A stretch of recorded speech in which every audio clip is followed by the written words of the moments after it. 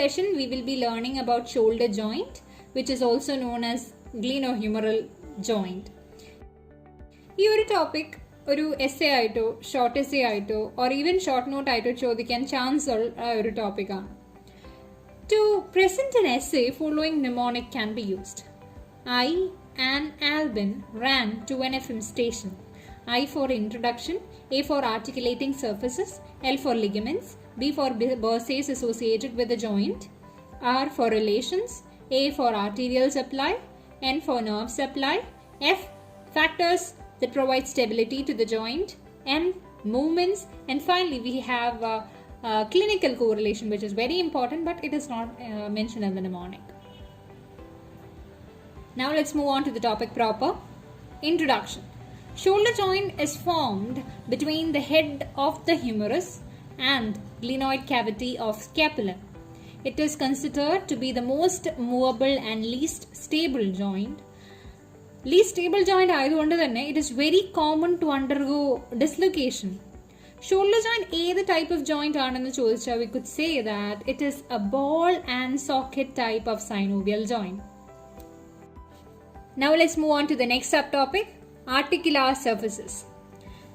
Shoulder joint is formed by articulation of large round head of humerus with relatively shallow glenoid cavity of the scapula. The glenoid cavity is deepened by fibrocartilaginous ring, which is known as glenoid labrum. Ligaments of shoulder joint. There are mainly 4 ligaments associated with shoulder joint. They are capsular ligament, glenohumeral ligament, coracohumeral ligament, transverse humeral ligament.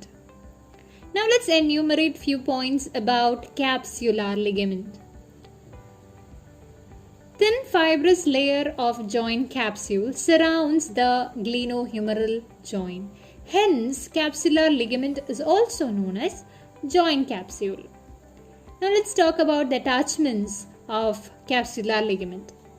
Medially, it is attached to the margin of glenoid cavity beyond the glenoid labrum. Laterally, it is attached to the anatomical neck of humerus, except inferiorly where it is attached to the surgical neck of humerus. Synovial membrane lines the inner surface of the joint capsule. Secondly, we have glenohumeral ligament. There are 3 thickening in the anterior part of the fibrous capsule. To strengthen it, these are called superior, middle, and inferior glenohumeral ligament. They are visible only from the inferior part of the joint. A defect exists between the superior and middle glenohumeral ligament, which acquires the importance in the anterior dislocation of the shoulder joint. Next is coracohumeral ligament. It is a strong band of fibrous tissue that passes from the base of the coracoid process to the anterior aspect of the greater tubercle of the humerus. And finally, we have transverse humeral ligament. It is a broad fibrous band which bridges the bicipital groove between the greater and lesser tubercles. This ligament converts the groove into a canal that provides passage to the tendon of long head of biceps surrounded by a synovial sheath. And apart from these 4 main ligaments, the joint has got something called as accessory ligaments. We have 2 main types of accessory ligaments. They are coracoacromial ligament and coracoacromial arch.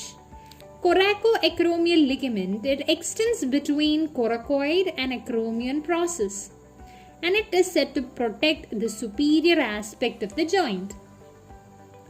Coracoacromial arch is actually formed by the coracoid process, acromion process, and a coracoacromial ligament between them.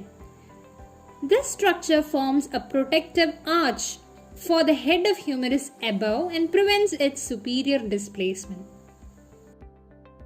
Bursae related to shoulder joint. Several bursae are related to the shoulder joint, but the important ones are as follows. 1. subscapular bursa, 2. subacromial bursa, 3. infraspinatus bursa. Subscapular bursa is said to lie between the tendon of subscapularis and the neck of scapula. And this particular bursa usually communicate with the joint cavity. Secondly, we have subacromial bursa.